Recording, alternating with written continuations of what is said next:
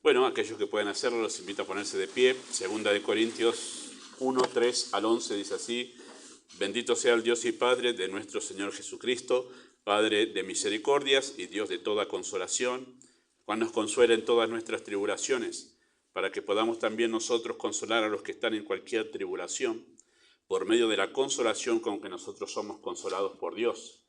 Porque de la manera que abundan en nosotros las aflicciones de Cristo, así abundan también por el mismo Cristo nuestra consolación.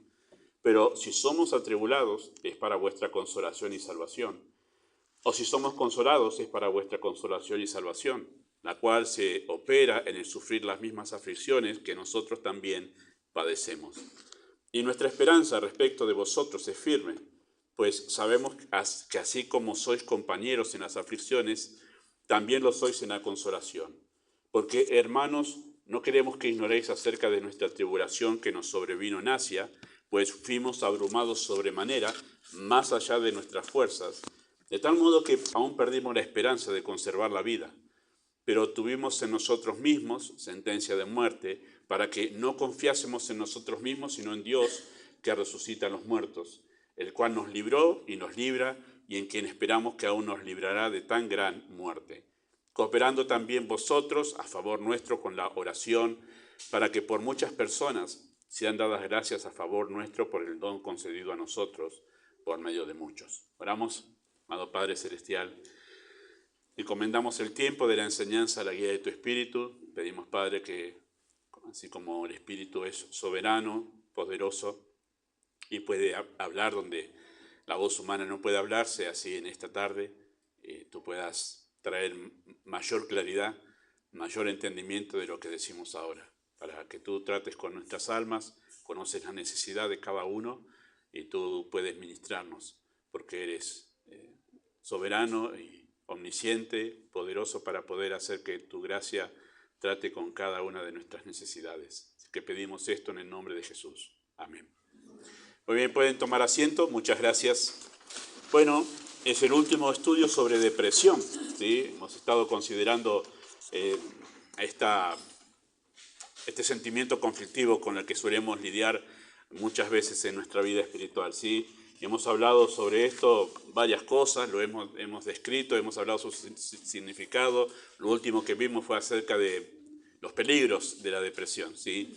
La definición que nosotros estamos utilizando dice así, dice que la depresión es la pérdida generalizada del interés, originada por una percepción distorsionada de la realidad que, mediante un detonante, despierta la desesperanza, que va acompañada por profundos sentimientos de tristeza y melancolía. Así es una definición, creo que bastante clara sobre lo que experimentamos en la depresión, ¿verdad? Perdemos la esperanza por la causa de una perspectiva que no es acertada de lo que estamos viviendo, ¿sí? Y eso despierta algunos sentimientos de mucha tristeza y melancolía.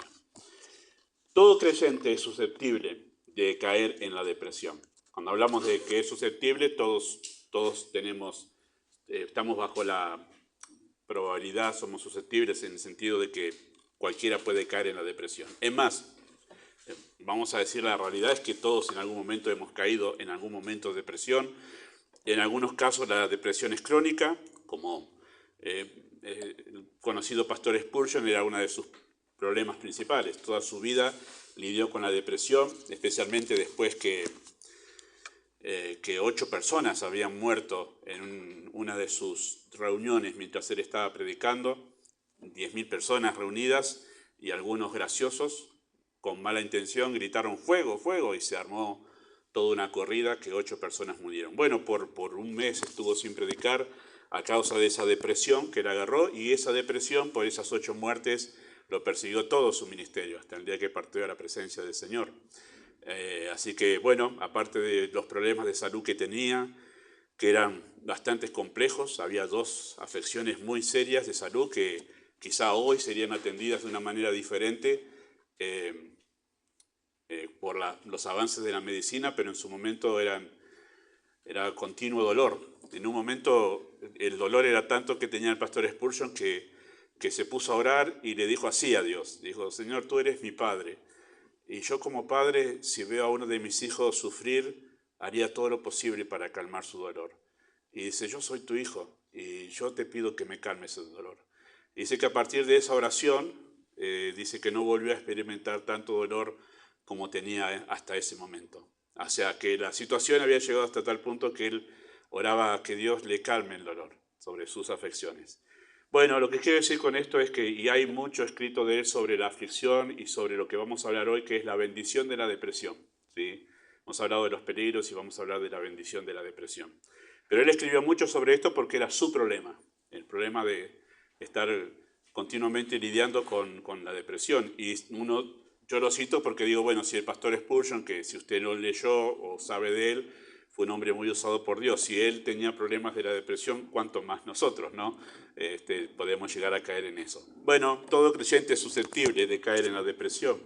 A veces puede suceder por causa de malas decisiones que nosotros tomamos, conflictos no resueltos, hábitos desordenados, persistencia en el pecado y otras causas que se remiten a una acción deliberada de nuestra parte, ¿no?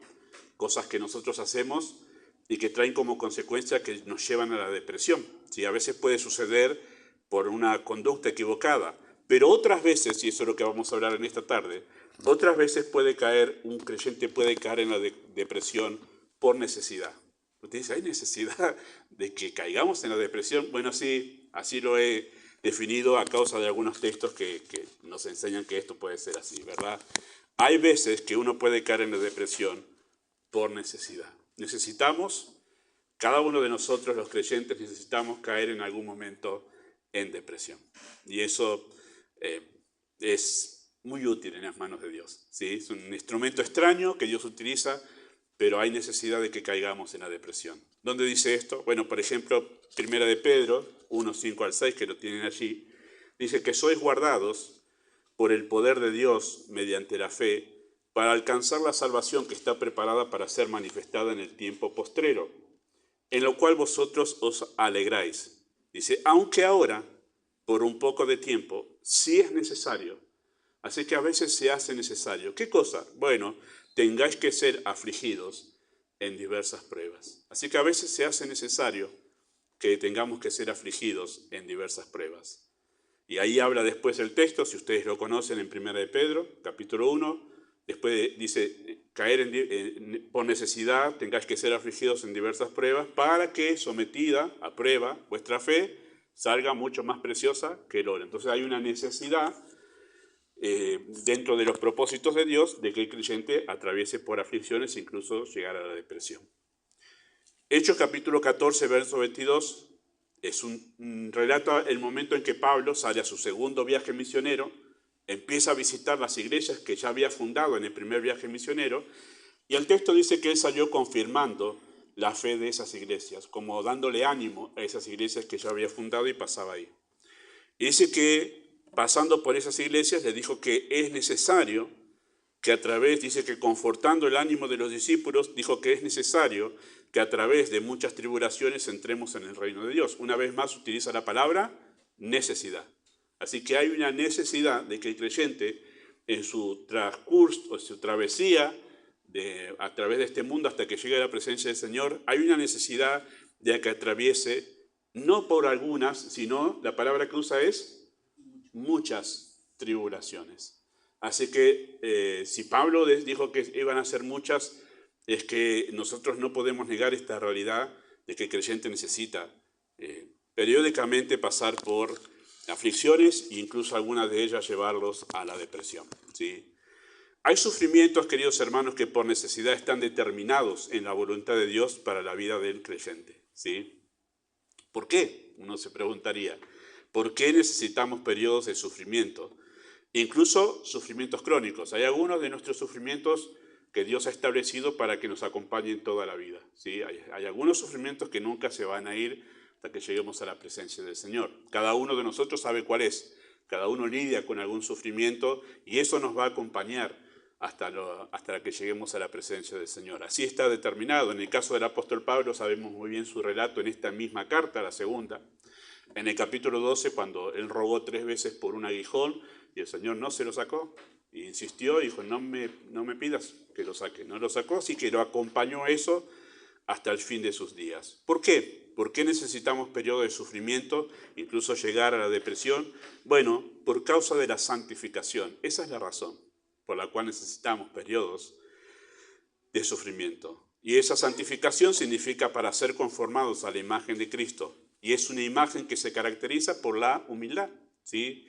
Si uno tuviese que hacer un cuadro usando una figura, que un pintor hiciese un cuadro de la persona de Cristo, lo que más destacaría en ese cuadro es la humildad, porque cuando el Nuevo Testamento nos pinta el cuadro del carácter de Cristo, lo que destaca y sobresale la característica por excelencia de la persona de Cristo es la humildad. Ya lo vemos en Mateo 11:28, cuando Cristo dice que vengan a mí y aprendan de mí que soy manso y humilde. Es la característica por excelencia. Y si quizás hay un pasaje que refleja a la persona de Cristo de una manera asombrosa, es Filipenses capítulo 2, versículos 5 al 8.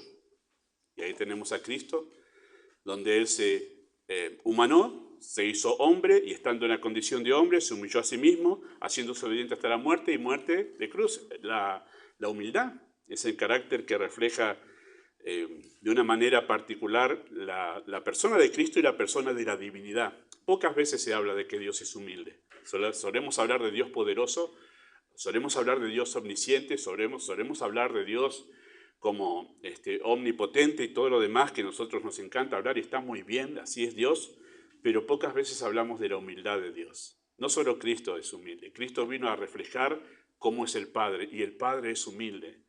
Así que en el reino de Dios y en el reino de los cielos, la humildad es la ley por excelencia, ¿sí?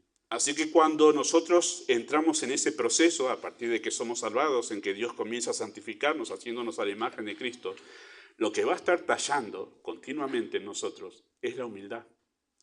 Tallará en nosotros el amor de Cristo, tallará en nosotros la diligencia de Cristo, pero por sobre todo constantemente va a estar dándole algunos ajustes, algunas pinceladas más en nuestro corazón sobre la humildad de Cristo. Eso es ser conformado, eso es ser santificado, ¿verdad? Ahora, nuestra naturaleza caída se caracteriza por el orgullo, algo que ya hemos enseñado muchas veces, ¿verdad? Así como a Cristo lo caracteriza la humildad, a todos nosotros, por nuestra naturaleza pecaminosa, nos caracteriza el orgullo. Y ese orgullo se resiste a ser humilde obedeciendo a Dios, ¿sí? Porque el reflejo de la humildad es obediencia. O sea, el punto más claro de la humildad, o la manera en que se refleja la humildad más claramente, es en la obediencia, la obediencia en humillación, que eso es lo que vemos en Filipenses 2, 5 al 8. Y como nuestra naturaleza es así, totalmente opuesta a la humildad de Cristo, el orgullo solo puede ser vencido cuando es humillado. ¿Cómo solucionamos el problema de un dolor de cabeza? Que es un problema de circulación de la sangre, ¿no? Que no esté irrigando bien la cabeza, por eso viene el dolor de cabeza. Y bueno, hace que la sangre corra un poquito más ligero, ¿verdad? Se toma una aspirina y estas cosas y dice, bueno, se soluciona así. ¿Cómo soluciona el problema del orgullo? Con humillación. Esa es la aspirina para el orgullo, ¿sí? No hay otro, hermanos. El problema del orgullo necesita ser humillado para que después podamos aprender a ser humildes. Así que, a través de la aflicción, Dios quebranta nuestro orgullo y moldea un corazón manso y obediente, semejante al de Cristo. Todos nosotros podemos dar testimonio de esto, que es una realidad, ¿sí? Cada vez que entramos en alguna aflicción, cada vez que entramos en alguna dificultad, algo que, como vamos a ver ahora en un momento, que no tenemos herramientas para poder enfrentarlo, nos damos cuenta que nos hemos quedado nosotros sin ningún recurso, eso nos humilla.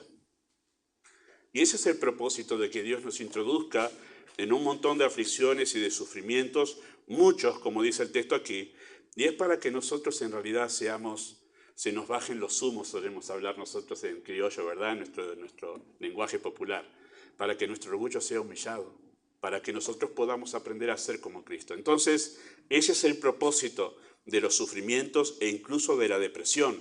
humillar nuestro orgullo, el orgullo que está dentro de nuestro corazón. Así que hay un doble propósito en la santificación. Cuando Dios utiliza, por ejemplo, el caso del sufrimiento, que no es el único medio santificador, pero sí lo estamos destacando aquí, ¿verdad? Hay un doble propósito en la santificación. Uno es erradicar el pecado, que es el orgullo, y otro propósito en la santificación es moldear un carácter santo, ¿sí? Así que las aflicciones son necesarias por la santificación. Si tú quieres ser santo, si tú aspiras a ser santo, y si tú entiendes que la vida cristiana consiste justamente en eso, en ser santificado, tú te vas a amigar, o nosotros nos vamos a amigar con la aflicción y nosotros nos vamos a amigar con la depresión. Y va a llegar un momento que no nos vamos a asombrar de que hayamos caído en algún momento en alguna depresión, sea por la razón que sea la manera en que Dios nos ha llevado hasta ese punto. Obviamente no nos vamos a sentir bien porque la depresión consiste en eso, en que no nos sintamos bien. Pero va a ser un momento muy importante donde vamos a entender, a raíz de esto vamos a entender, Dios está tratando conmigo en este momento. Dios está tratando conmigo, ¿sí? Algunos sufrimientos son copas muy amargas, que nos llevan a decir, igual que Cristo, mi alma está muy triste. Hay algunos sufrimientos que nosotros nos podemos manejar, los podemos sobrellevar, incluso los podemos, en cierta manera, disimular, porque no queremos ser una carga a nuestro entorno. Podemos nosotros mantener una sonrisa gentil, podemos incluso mantener un buen ánimo, porque lo podemos sobrellevar y no queremos cargar a los demás. Pero hay otros sufrimientos que son copas muy amargas que Dios ha preparado para nuestra vida y que ya no podemos disimular. La tristeza en el rostro, ya no podemos disimular que hemos perdido el entusiasmo e incluso hemos perdido quizás el rumbo y la esperanza, ¿sí? Y en esos momentos, cuando nos preguntan cómo estamos, no hay manera de poder esquivar el bulto y decimos, mi alma está muy triste, ¿verdad? Hay momentos en que eso llega a pasar en la vida del creyente y debe llegar a pasar. ¿Sí? Cuando eso sucede es porque Dios está haciendo un trabajo muy doloroso, erradicando algo que cuesta mucho sacar de nuestro corazón. Cuanto más dolor causa la aflicción es porque hay algo muy duro que sacar de allí, ¿verdad? Cuando hay un problema muy serio de salud en nosotros y los médicos dicen, esto vas a tener que aguantártela, esto te va a doler, pero va a hacerte bien. Y hay momentos en que algunas aflicciones tienen ese propósito de causar un gran dolor porque hay algo muy grande que sacar del corazón para que podamos asemejarnos a la imagen de Cristo. Sí, la santificación, podríamos decir nosotros, es dolorosa. La santificación es un camino doloroso, pero es el camino de la felicidad verdadera. ¿Sí? Poder tener parecernos a esa persona perfecta que es Cristo, ¿verdad?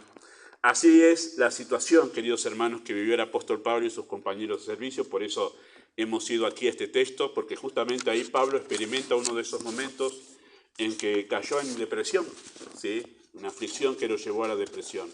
La frase que voy a hacer énfasis, porque no voy a exponer todo lo que leímos, pero sí lo que voy a hacer énfasis es lo que el apóstol Pablo dice ahí en versículo 9, tuvimos en nosotros mismos sentencia de muerte para que no confiásemos en nosotros mismos. Versículo 8 dice, porque hermanos no queremos que ignoréis acerca de nuestra tribulación que nos sobrevino en Asia, pues fuimos abrumados sobremanera más allá de nuestras fuerzas, de tal modo que aún perdimos la esperanza de conservar la vida. Bueno, ese es el punto clave de toda la experiencia que Pablo quiere comentar aquí, ¿verdad? Perdimos la esperanza, fuimos abrumados sobremanera. El uso de las palabras que Pablo utiliza allí, ¿sí? La terminología que Pablo utiliza allí transmite la idea de tener encima un peso insoportable. Esa es la idea de la palabra abrumados, que tengo ahora un peso sobre mí que ya no puedo soportar. Es lo que acabo de decir. Hay aflicciones que las podemos manejar y sobrellevar, pero hay otras como esta que el apóstol Pablo dice, fuimos abrumados sobremanera. O sea, esto excedió nuestra capacidad, ¿sí? La situación superó por completo su capacidad anímica, de tal manera que Pablo llegó a perder la esperanza de conservar la vida. Y por eso esto entra dentro de la categoría de depresión, porque perdió la esperanza, en este caso la esperanza de conservar la vida, ¿sí? Temían seguramente en ese momento que sobrevino esta aflicción en Asia. No coinciden todos en a qué momento se refiere. Puede ser a lo que sucedió en Éfeso, cuando se armó ese tumulto de que la gente se había puesto mal porque A la predicación del apóstol Pablo, varios de los comerciantes de ídolos se habían convertido y los que eran los mayoristas de los ídolos, podemos decir así, dijeron, wow, este va a hacer que nuestro trabajo se venga abajo. Y se armó un tumulto en aquella ocasión en Éfeso. Bueno, otros dicen que sucedió otra cosa que tenía que ver con alguna enfermedad que él solía padecer muy a menudo. No hay un acuerdo, pero sea lo que sea que haya sucedido allí, está claro que la vida del apóstol Pablo corría peligro. No solo Pablo, sino Timoteo y Silas que iban con ellos, ¿verdad? Que iban con él. El asunto es que llegó a la depresión y muy probablemente temían, porque estaban en su segundo viaje misionero, temían que los planes que se habían trazado en el servicio misionero llegasen a su fin. O sea, ellos iban avanzando, veían progreso, sí veían dificultad, pero veían progreso, que las personas se iban convirtiendo, iglesias iban siendo formadas y en un momento se presenta una situación que están a punto de morir. Esa es la realidad. Y cuando eso sucede, realmente cuando uno está encaminado, dice, wow, vamos bien, Señor, vamos bien, y de repente, wow, pum, la muerte se presenta. La posibilidad de que te mueras se presenta. Uno dice, ¿qué pasó? Pensé que había acá un gran camino para seguir. Bueno, muchos pensamientos que habrán venido en ese momento. Temían que los planes que habían trazado en el servicio misionero llegasen a su fin. Un panorama sombrío, ¿sí? Se les había presentado especialmente porque se encontraron desorientados ellos allí. ¿Sí? Esa expresión que utiliza ahí en el versículo 8, dice, fuimos abrumados sobremanera, de tal manera que perdimos la esperanza. Esa palabra perdimos es estamos desorientados. Hasta ahora sabíamos bien qué es lo que teníamos que hacer. Ahora con esto que se presentó, no sabemos qué es la voluntad de Dios, no sabemos qué es. Estamos completamente desorientados. Esa es la expresión allí, ¿sí?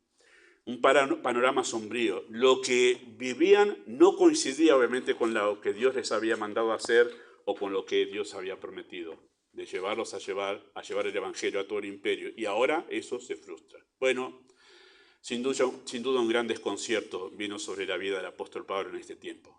Pablo pudo ver, interesante que en su aflicción, esta aflicción, llegó un momento que pudo verlo como un aprendizaje, porque en el mismo verso 8 termina diciendo, perdimos la esperanza de conservar la vida, pero tuvimos en nosotros sentencia de muerte para que no confiásemos en nosotros mismos, sino en Dios que resucita en los muertos. El verso 9 es un respiro en toda esa situación. No sabemos cuándo, no dice cuándo, no dice cuánto tiempo pasó, no dice cuánto duró ese desconcierto, pero llegó un momento que Pablo entendió claramente, dice, ahora entiendo esta depresión. Es para que nosotros dejemos de confiar en nosotros mismos. Había algo que estaban ellos viviendo, experimentando en su corazón, había un pecado dentro de su corazón, que era la confianza en sí mismo, más que en Dios, y que salió a la luz justamente con esta situación. Dios trajo eso para que no confiásemos en nosotros, sino en Dios que resucita a los muertos. Interesante que eso salió allí a la luz. Pablo pudo ver en su aflicción o su aflicción como un aprendizaje. Me gusta otra traducción de esos versículos 8 y 9 que hace otra versión, ¿sí? Dice así, amados hermanos, pensamos que tienen que estar al tanto de las dificultades que hemos atravesado en la provincia de Asia. Fuimos oprimidos y agobiados más allá de nuestra capacidad de aguantar y hasta pensamos que no saldríamos con vida. De hecho, esperábamos morir, pero como resultado dejamos de confiar en nosotros mismos y aprendimos a confiar solo en Dios, quien resucita a los muertos. Otra traducción lo pone así. Dice, hermanos, no queremos que desconozcan las aflicciones que sufrimos en la provincia de Asia. Estábamos tan agobiados bajo tanta presión que hasta perdimos la esperanza de salir con vida. Nos sentíamos como sentenciados a muerte. Pero eso sucedió para que no confiásemos en nosotros mismos, sino en Dios, que resucita a los muertos. En cada una de las traducciones, como que se va aclarando más el panorama o la idea que el apóstol Pablo quiere comunicar, y es esta depresión, esta aflicción, estaba en el designio de Dios para que nosotros aprendamos algo más de lo que significa confiar en Dios. Una lección que el apóstol Pablo deja en claro allí, ¿sí? Así que Pablo descubrió a través de esa depresión que estaba confiando en sí mismo más que en Dios. Probablemente, queridos hermanos, las cosas iban viento en popa y repentinamente las circunstancias se complicaron y comenzaron a dudar de los propósitos y los planes de Dios. Pero ellos aprendieron a confiar a pesar de que las circunstancias no parecían ir a favor. Ese es el aprendizaje de Pablo. Las cosas no parecen ir como vos esperabas, pero confía. Ese es el gran desafío ahora. Las cosas no están yendo como vos pensabas, vos pensabas de otra manera, pero tenés que confiar igual, aunque las cosas no parecen ir como que van bien, ¿sí? Como que parecen ir a favor. Incluso, aunque las cosas, tus planes parecen ser frustrados, porque esa es la idea acá, se frustró esto, bueno, tenés que confiar igual. Aunque estés en medio de una frustración, tenés que aprender a confiar en medio de la frustración. Esa es la idea de todo el aprendizaje de Pablo aquí por medio de esa situación. Ustedes han leído Romanos y a mí me encanta el comienzo de Romanos y todos los planes de Pablo porque ya se le había acabado el terreno para evangelizar en todo lo que es conocido del Imperio Romano en ese momento en la parte oriental. Y él tiene planes de ir a evangelizar para el lado occidental y quiere ir a España. Y de paso quiere pasar por Roma. Y en la primera carta, cuando él le manda, dice, yo espero tener un próspero viaje para ir a vosotros, a Roma.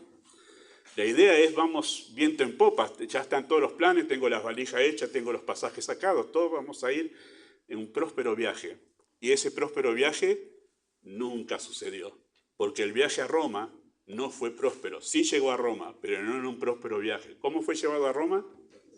Encarcelado, naufragó, le picó una víbora venenosa. Todo. El viaje no fue nada próspero, pero llegó. Las cosas no habían sucedido como el apóstol Pablo estaba pensando en un próspero viaje. Y todo eso estaba pensado para que él aprenda a confiar en Dios, ni a pesar de que el panorama no parecía que todo iba bien. ¿Sí? Bueno, ese era el aprendizaje de la aflicción aquí. Queridos hermanos, ellos aprendieron a ver a Dios, a ver que Dios es más grande que sus circunstancias y que podían estar en paz incluso si perdían la vida. Porque ese es el propósito acá, los puso en el límite, donde ellos ya no podían controlar algo. ¿Qué es? La vida. ¿Vieron cuando uno puede controlar las cosas, uno se siente más o menos tranquilo? Una de las cosas que me trae tanta tranquilidad, como una sensación de seguridad, es que yo puedo controlar el coche. O sea, mientras el coche me responda, ¿no? Pero yo lo puedo controlar, piso pedales, muevo el cambio, todo es control. Y eso me da cierta tranquilidad. Todas las cosas que nosotros podemos controlar nos trae cierta tranquilidad. ¿Cuál es el problema? Cuando se presenta algo que nosotros no podemos controlar. Y acá puso Dios a Pablo ante algo que él no podía controlar, que es la vida. Él no podía controlar. Él no podía retener la vida y eso estaba en control de Dios.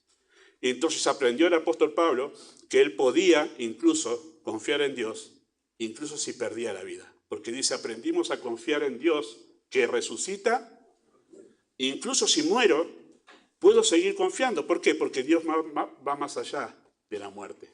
Tremendo eso, ¿verdad? Entonces, Dios le enseñó a Pablo a tener una confianza que va más allá del tiempo y la distancia en este mundo. Incluso si morís, Dios todavía sigue vivo. Y eso, la muerte no tiene que darte temor. Y dice, nosotros perdimos la esperanza porque nos enfrentamos con la muerte y le tuvimos miedo a la muerte. Esa es la idea acá. Y usted dice, ¿cómo Pablo le tuvo miedo? Bueno, pero en esa situación se enfrentaron con la muerte y entraron en pánico, hermanos. Y por eso es que nosotros siempre proclamamos desde el Evangelio que nuestra visión de la muerte cambia, ¿verdad? De la eternidad. Pero, ¿qué pasa cuando eso se vuelve real? ¿Qué cosa real? Estamos a punto de pasar a la eternidad. ¿No le ha pasado que tiene un golpe fuerte quizás contra un poste y no sabe ahora cómo va a resultar? Enfrentarse con la muerte cara a cara es otra cosa, hermanos. Que te sobreviene una grave enfermedad, que te sentís muy mal y ahora te dicen, no es algo tan simple, esto puede derivar en esto, aquello y lo otro, especialmente después de los 40 los hombres. Cuando empezamos a tener dolores y empezamos a hacernos chequeos y empiezan a hablarnos de que hay que hacerse el chequeo seguido porque esto que te puede pasar, aquello y lo otro, se puede volver algo serio. Y empieza a ser real la muerte. Cuando uno tiene 16, 17, por ahí, dice, tengo mucho rollo en el carretero todavía. Pero después la muerte se empieza a hacer un poco más cercana. Y es ahí donde la confianza en Dios se pone a prueba. Y muchas veces eso va a suceder en nuestra vida, hermanos. Vamos a ser puestos en situaciones que no podemos controlar. Y eso va a llevarnos a veces incluso a la angustia y a la depresión, sino a la ansiedad. ¿Cuál es el propósito? Que nosotros aprendamos a desarrollar confianza en Dios y mantener la paz. Es una dura escuela y por eso la depresión tiene esta gran bendición. Tiene esta gran bendición, ¿sí? Parece que la idea de morir los había tomado de manera inesperada a Pablo y despertó una serie de sentimientos de tristeza que desconocían de sí mismos. También aprendieron a ser compasivos con sus semejantes a través de esta aflicción, siendo comprensivos con aquellos que caen en depresión y saber cómo consolarlos con la misma consolación con que fueron consolados por Dios. ¿Ha notado cómo comienza todo ese relato? Versículo 3, bendito sea el Dios y Padre de nuestro Señor Jesucristo, Padre de misericordias y Dios de toda consolación, el cual nos consuela en todas nuestras tribulaciones. ¿Para qué? Para que nosotros también podamos consolar a los que están en cualquier tribulación por medio de la consolación con que nosotros somos consolados por Dios. Parece como un trabalengua, ¿verdad? ¡Wow! ¿Pero qué aprendió Pablo aparte de la confianza en Dios? Aprendió a ser comprensivo y compasivo con aquellos que padecen. Eso es lo que aprendió también. Aprendió a ser más sensible con aquellos que están padeciendo, para que nosotros, por eso nos metió en esta tribulación y esta aflicción y esta depresión. Por eso nos permitió, para que nuestro corazón no solo sea tratado en su orgullo, sino también nos volvamos más sensibles con aquellos que están padeciendo, para que nosotros podamos consolar. ¿Cómo puede uno consolar a otro? Uno puede consolar a otro cuando puede empatizar con el dolor de otro, ¿sí? No es fácil. Primero que es imposible ponernos en los zapatos del otro, ¿verdad? Porque cada uno tiene la vivencia muy particular porque uno es un individuo, o sea, no hay otro igual que yo. Y otro puede estar viviendo la misma enfermedad, el conflicto familiar y todo lo demás, pero no es igual. Pero sí podemos saber que lo que está pasando es difícil. ¿Cómo lo sabemos? Porque ya lo pasamos. Porque ya lo pasamos. Y entonces nos volvemos más comprensivos con los demás. Nos volvemos comprensivos. Necesitamos ser llevados a la depresión en diferentes ocasiones por medio de la aflicción, porque nosotros necesitamos aprender a ser compasivos con los demás. Y eso nos hace más pacientes con otros, ¿verdad? A veces nuestra impaciencia con los demás es porque nosotros no estamos comprendiendo al otro. Una de las cosas que ya he dicho en estas clases de consejería es que cuando uno va a charlar con el hermano en algún lugar privado, sea en su casa, sea en la nuestra, y nos sentamos ya no para darle un discurso e irnos, ¿no? Decir, vine acá y te digo 3, 4 cosas y me voy, y esto era lo que quería hablar. No, sino cuando uno quiere relacionarse con la persona, ¿no? No que uno va para... No, quiero charlar, quiero escucharte y que me escuches. Y en esa charla, en ese contexto, uno empieza a entender cosas de la otra persona que antes no entendía. Eso nos vuelve más comprensivos. Esto es lo que Pablo dice acá. Esta depresión sirvió para comprender a otros. Interesante. La confianza en nosotros mismos, queridos hermanos, en nuestro conocimiento teológico, en nuestra piedad, en nuestra obediencia, en nuestras capacidades, en nuestra fidelidad, a veces parece hacernos sentir que estamos como un escalón más arriba que los demás, ¿verdad? Solemos muchas veces tener esa tentación en nuestro corazón de minimizar al otro, de incluso juzgar, de decir, mira vos, pero incluso mismo cuando vemos a otros que Dios les da oportunidad de servicio en la iglesia, pero ¿cómo a ese, a esa, a este, a aquel? Como que cuando uno tiene ese juicio es como que uno dice, si yo estoy más arriba. No lo dice así, pero uno dice, yo estoy más arriba, estoy un escalón más arriba. La depresión lo que hace es colocarnos en nuestro lugar, ¿no? Y decirnos, no estoy más arriba, soy peor que el otro. Eso es lo que hace la aflicción y la depresión. Nos coloca en nuestro lugar. Nos dice, acá estás vos. Has creído que estás acá, pero estás acá. Eso es lo que hace la aflicción. Y por eso está buena la depresión, porque nos ubica en nuestro lugar. Entonces, la depresión es necesaria, queridos hermanos, porque es usada por Dios para hacernos reflexionar sobre nuestra condición y estimularnos a confiar más en Dios. Por eso es necesaria este tipo de depresión. La depresión nos mantiene humildes y dependientes, librándonos de nuestro arrogante corazón. La depresión puede derivar en la autocompasión o en el resentimiento, como ya hemos hablado. Pero también la depresión puede librarnos de nosotros mismos y motivarnos a mirar a Dios. Y eso es lo bueno y la bendición de la depresión. Si no nos lleva a la autocompasión y al resentimiento, bien, nos va a llevar entonces en un corazón humilde a mirar a Dios. La depresión necesaria, así la llamo yo, produce la muerte de nuestro yo para que Cristo ocupe el trono en nuestro corazón. Y eso es lo más maravilloso de la depresión, que aniquila y va dándole muerte a nuestro yo para que finalmente Cristo comience a gobernar. Yo lo puedo decir, usted seguramente si tiene años en Cristo lo puede decir, nuestros momentos de depresión fueron para darle una y otra vez aguijones a nuestro orgullo para que Cristo comience a gobernar en nuestro corazón y termine con ese hombre viejo que siempre quiere tomar el lugar, y la depresión hace eso, termina con el orgullo. La depresión, queridos hermanos, es una bendición cuando nos acerca más a Dios. Solamente voy a terminar con un ejemplo de las personas depresivas que fueron bendecidas por esa experiencia en la Biblia. Y una de ellas que siempre me encanta, por la manera sencilla que el texto lo expresa, en el libro de Ruth. El libro de Ruth dice que ha sido leído por poetas del mundo, personas que no conocen la historia bíblica, ¿no? Que un creyente lo leyó ante escritores del mundo que no sabían de dónde estaba la historia, pero hablaron del libro de Ruth de una manera admirable. Qué tremendo como está escrito. Y después les dijo, esa historia está en la Biblia, la maravillosa manera que está escrita esta historia. Ustedes se acuerdan, ¿verdad? Noemí, que llegó a ser la suegra de Ruth, ¿verdad? Ella se había ido, se había alejado de Dios por 10 años, y en ese alejamiento perdió a su esposo, perdió a sus hijos y perdió todos sus bienes.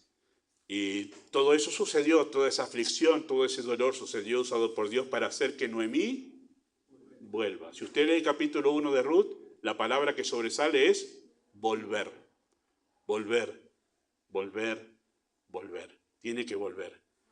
Y finalmente volvió, después que Dios la humilló y que entró en depresión.